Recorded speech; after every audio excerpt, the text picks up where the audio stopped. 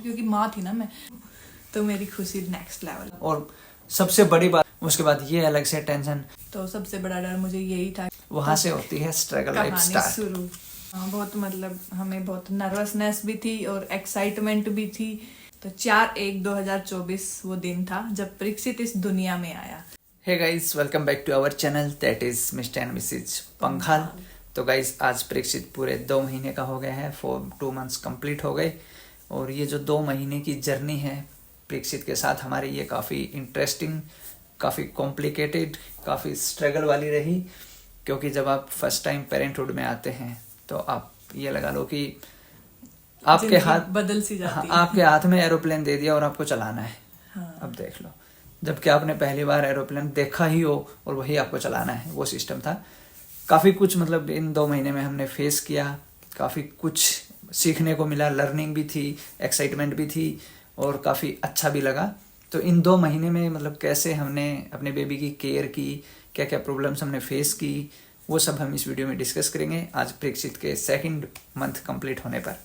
तो अगर आप चैनल पे नए हैं, अभी तक आपने चैनल को सब्सक्राइब नहीं किया है, तो प्लीज़ चैनल को सब्सक्राइब कर लीजिए, बेल आइकन को प्रेस कर लीजिए। और परीक्षित की 2 months की जो फोटोज हैं, वीडियोज हैं, वो ऑलरेडी मैं डाल चुकी हूँ। वो आप इंस्टाग्राम पे देख सकते हो।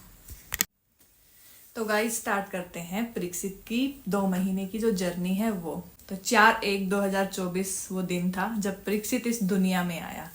4 जनवरी 2024 सुबह का टाइम। हम सुबह नहा धो के हनुमान जी का नाम लेके, मतलब सभी देवी देवताओं को याद करके हम निकले थे हॉस्पिटल के लिए। आपने ब्लॉग्स में देखा ही होगा, बंटी काफ़ी डरी हुई थी, काफ़ी टप टप किया था। तब तक मतलब ये नहीं पता था परीक्षित आएगा या परीक्षी आएगी। और मतलब हम बस ये चाहते थे कि कुछ भी आए, बॉय गर्ल अच्छे से आए, कोई प्रॉब्लम्स ना हो।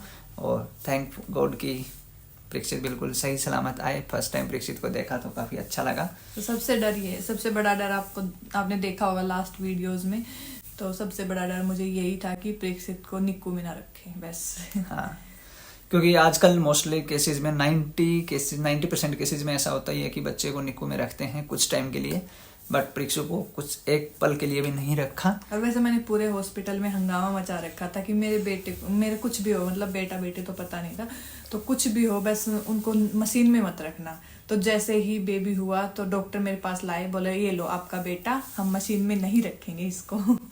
तो मेरी खुशी नेक्स्ट लेवल। आप मशीन की बात करें, उन्होंने ऑब्जर्वेशन में रखा कुछ टाइम के लिए, बच्चे को रखते हैं अलग से, उसी में हंगामा कर दिया, कब लाओगे मेरे बच्चे को, कब दोगे।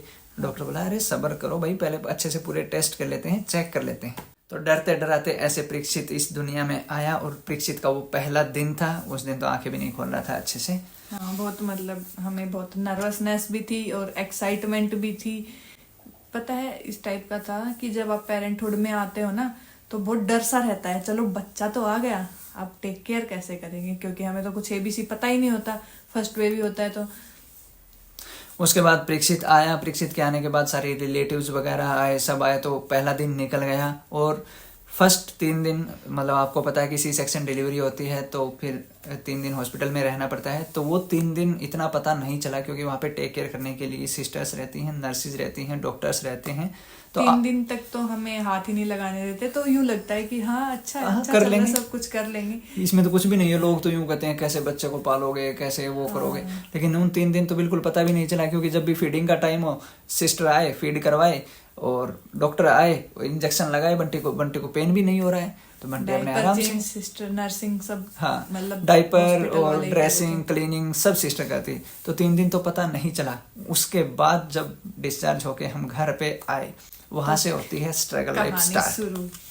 क्योंकि जिस दिन पहले दिन ही आए, आते ही ठंड इतनी ज्यादा थी, हीटर का एडजस्ट किया, और उसके बाद हीटर के आगे भी मतलब ये पता नहीं चल रहा है अब इसको कितने कपड़े पहना है, ठंड लग रही है कि नहीं लग रही है, समझ ही नहीं आ रहा था।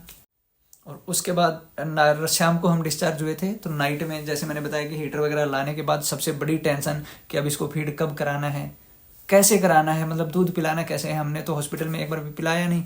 अब जब आपको पता है कि जब मदर पूरी फुलफिल नहीं कर पाती है तो आपको फॉर्मूला देना पड़ता है।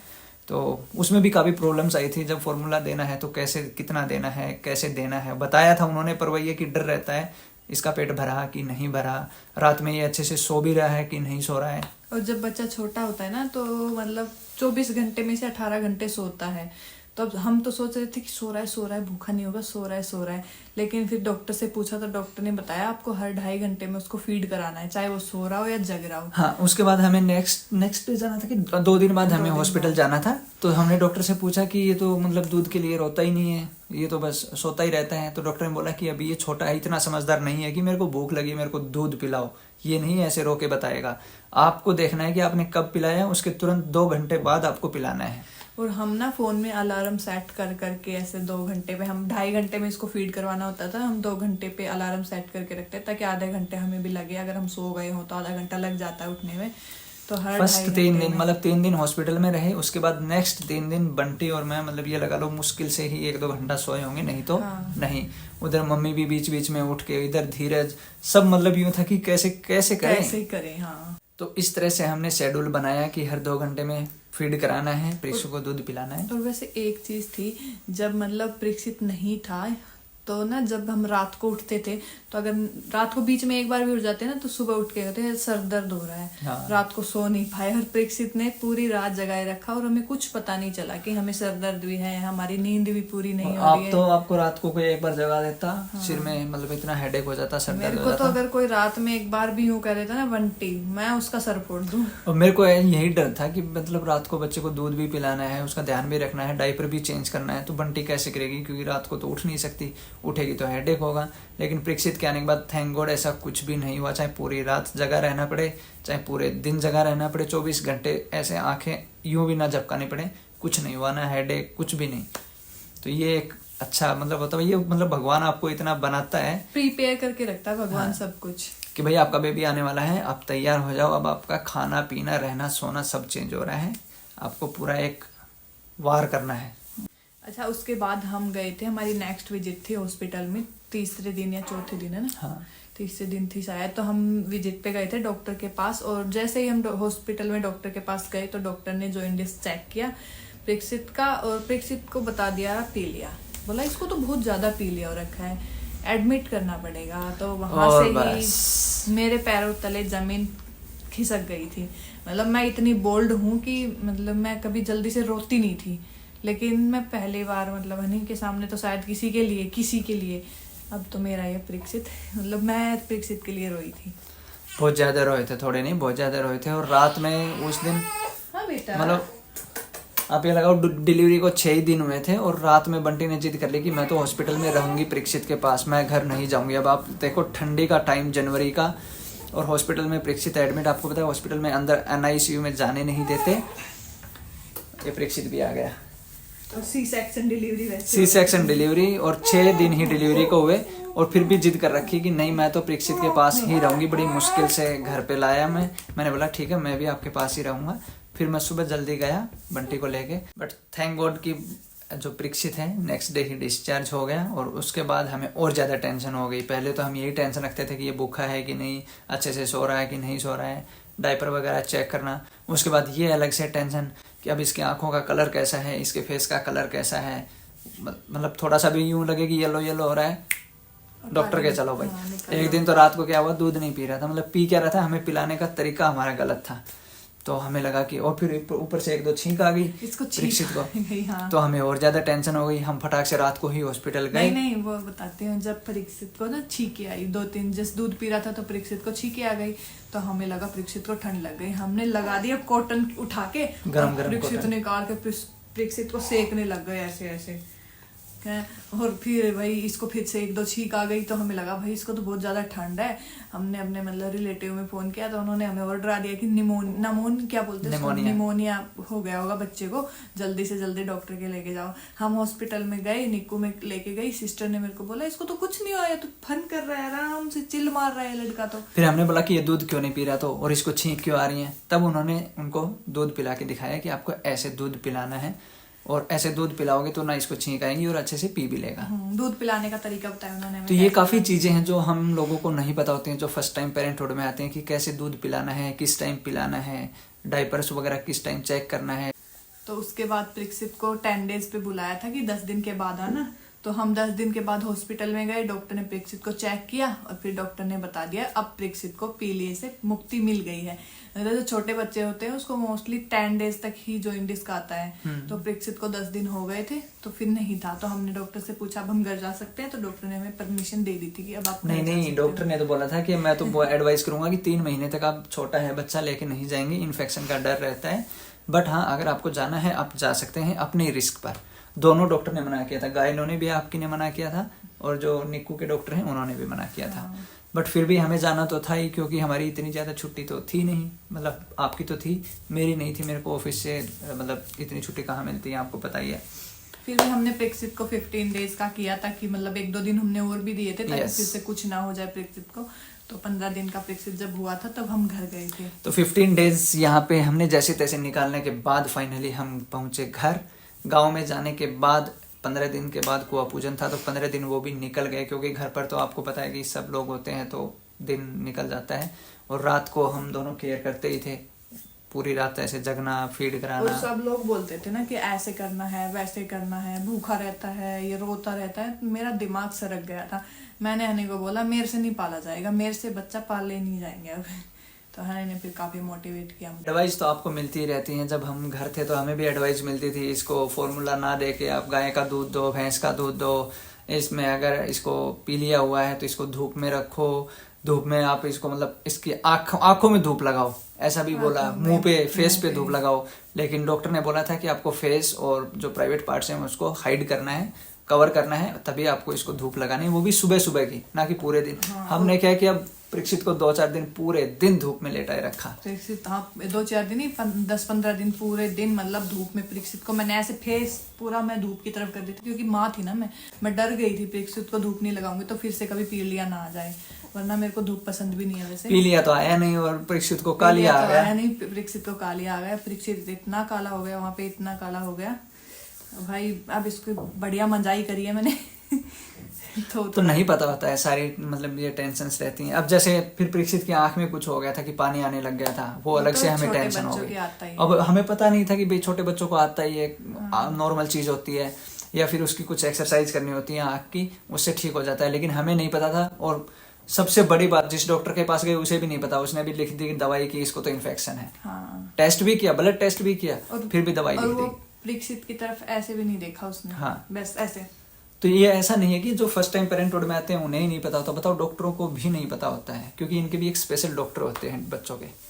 पर यह है कि जैसे तैसे करके हमारे 15 दिन जो गांव के थे वो भी निकल गए। फाइनली कुआं पूजन हुआ, अच्छे से कुआं पूजन हुआ। अभी तक वीडियोस हमने डाली नहीं है, डालेंगे जल्दी। और धीरे धीरे हमारा प्रीक्षित के साथ एक्सपीरियंस बढ़ता जा रहा है प्रीक्षित को पालने का। यस, फिर हम आगे वापस गुड़गांव आने के बाद फिर सबसे बड़ा चैलेंज था कि मेरे को ऑफिस जाना था। बंटी अकेले कैसे प्रीक्षु को टेक केयर करेंगी, क्योंकि घर पे तो मम्मी भी होती थी। yes. मेरे जो जेठ जी हैं वो भी होते थे, तो हेल्प मिल जाती थी। कभी वो मम्मी ले लेती थी, कभी वो ले लेते थे, और हनी भी ले लेते थे। वहां तो खैर हनी मतलब ऑफिस नहीं थे तो हनी भी ले लेते थे। 3 लोग थे प्रीक्षित को मेरे अलावा संभालने के लिए। यहाँ पर आप अकेले? यहाँ पे मैं अकेले। फिर मैं एक 1 वुमेन आर्मी। जमकर खूब रोई। 2 दिन तक तो इतना रोई कि मेरे से नहीं होगा, मेरे को वापस गांव छोड़ के आओ, या फिर आप छुट्टी लो कैसे भी करके। लेकिन 2 दिन के बाद ही पता होता ना कि माँ बेटे का ऐसा कनेक्शन हो गया। फिर तो बंटी खुद से प्रीक्षु को नहला रही हैं, खुद से पूरे दिन रख रही हैं, साथ में अपना ऑफिस का काम भी कर रही हैं, घर का काम भी कर रही हैं। और अब पूरा 1 महीना हो गया इतने अच्छे से, मतलब थैंक गॉड, टच वुड, नजर ना लगे माँ बेटे को, मस्त रहते हैं आराम से, पता ही नहीं चलता, सब कुछ अच्छे से मैनेज कर लेते हैं। तो होता है कि स्टार्टिंग में आपको प्रॉब्लम्स आती हैं, कोई भी चीज़ होती है, फर्स्ट टाइम जब हम करते हैं नई चीज़ तो प्रॉब्लम्स आती हैं, क्योंकि हर कोई एक्सपर्ट नहीं होता है। और फर्स्ट बेबी होता है तो ये चीज़ें काफ़ी मायने रखती हैं, काफ़ी क्रिटिकल होता है आपको जो फर्स्ट 2 मंथ्स निकालना बेबी के साथ। तो धीरे धीरे मतलब 2 महीने कंप्लीट होने को जा रहे थे और हमें भी एक्सपीरियंस हो गया और प्रीक्षित को भी मजा आने लग गया कि ये तो मेरी मम्मा है। प्रीक्षित को भी सेफ जोन फील होने लग गया था कि ये मुझे कुछ नहीं होने देंगे। तो वैसे तो मेरा बेटा मेरी तरह शरीफ ही है, ज़्यादा शैतानी नहीं करता, परेशान नहीं करता हमें। तो होता है, जैसे कि मैंने बताया कि पहले 2 महीने थोड़े क्रिटिकल होते हैं, उसके बाद बच्चा भी थोड़ा समझदार होने लगता है और आपको भी पता लग जाता है कि अब उसको किस चीज़ की ज़रूरत है, आप उसकी नीड को समझते हो। वो भी थोड़ा एक्सप्रेस कर पाता है अपनी नीड की, मैं अब भूखा हूँ, अब मैं सुसु करूँगा, पोटी करूँगा या कुछ भी। तो ये चीज़ें बाद में अपने आप से हो जाती हैं, लेकिन पहले थोड़ा सा क्रिटिकल होता है, क्योंकि ना वो बोल पाता, ना वो कुछ बता पाता, ना रो के बता पाता, ना हंस के बता पाता। बट जो ये पेरेंटहुड का जो एक्सपीरियंस है नया नया, ये बहुत टफ है, बहुत क्रिटिकल होता है। मतलब लगता नहीं था इतना होता है, पर बहुत ज्यादा क्रिटिकल होता है। लेकिन थोड़े समय के लिए आपको घबराना नहीं है, थोड़े दिन समय के आपको लिए। फेस करना है। बस ये सोचो कि हाँ हो जाएगा, बस हो जाएगा, और वो हो ही जाता है। फिर आपको मजा भी आने लगता है। अभी तो अच्छा लगने लगता है। अब आप एक तो सेकंड बस ना रहो। अब तो टाइम हो गया, प्रेक्षित को नहलाना है, प्रेक्षित को फीड कराना है, अब प्रेक्षित का इस चीज का टाइम हो गया, ये प्रेक्षित का खेलने का टाइम हो गया। तो अब बंटी अच्छे से मैनेज कर पाती है। बंटी नहीं, मैं बोल रहा हूँ कि हर माँ अच्छे से मैनेज कर पाती है। कुछ दिन की दिक्कत होती है, और वो इसीलिए बोला जाता है कि 1 महीने आपको रेस्ट करना होता है डिलीवरी के बाद, ताकि 1 महीने आप पूरा टाइम बच्चे को दे पाएं, उसकी केयर कर पाएं, उसके बाद आप कुछ भी करो। बस गाइज, इसी तरह से हम प्रेक्षित की देखभाल करते हैं और हमारा पूरा दिन प्रेक्षित के साथ आराम से निकल जाता है। रात आपका पूरा दिन? मेरा सिर्फ सैटरडे संडे, बाकी दिन तो ऑफिस रहता हूँ। रात तो निकलती है आपकी। हाँ। अब तो रात में भी इतना परेशान नहीं करता। तो बस गाइज, इस वीडियो को यहीं पे एंड करते हैं, क्योंकि बहुत ज़्यादा लंबी हो चुकी है। अगर अच्छी लगी तो लाइक करें, शेयर करें और चैनल को सब्सक्राइब करें। और अगर आपको प्रेक्षित का या मेरा या कुछ भी आपको पूछना हो, मेरे से एडवाइस लेनी हो, क्योंकि मैं न्यूली मॉम बनी हूँ आप लोग भी हैं जिसमें से कोई बनने जा रहा है, तो कुछ पूछना हो तो आप मुझसे कमेंट करके पूछ सकते हो, या फिर मैं इंस्टाग्राम की आईडी यहाँ डाल रही हूँ, यहाँ पे भी आप मुझे डायरेक्ट DM करके पूछ सकते हो। Bye guys.